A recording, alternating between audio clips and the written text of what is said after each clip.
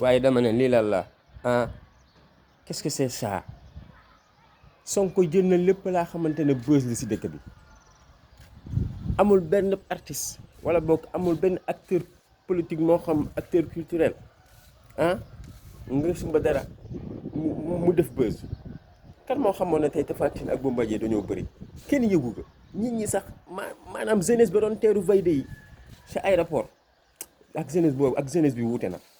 ñëpp a focus si Ousmane Sonko xool yëpp a ngi si Ousmane Sonko xel yëpp a ngi si Ousmane Sonko wallaahi azim combat Tapha Tine Bombardier kenn man de yëguma ko woon ndaxte toppatuñu ko loolu dañoo focus tellement si mu sell mi Ousmane ah concert yi feesatul Wally Séck wooteetul dara mu fees Youssou Ndour wooteetul dara mu fees làmb ji kazalika ah lépp Ousmane Sonko téye nii ñëpp ay lii lan la waay yàlla ay bëri sutura yàlla mën a sampab jàmm lii dina xamal ne rek Ousmane Sonko ba nekkee président la bëri dina changé si réew mi waaw ay intérêt personnel nii xam nga làmb sport individuel la maanaam ka say gañe kay bëri moo siy gañe ñun supporter ñoo siy lëfër yi waaye kanta bu fekkee ne nag dafa nekk réew moo xamante ne nekk si réew moo xamante ne lépp day tegu si yoon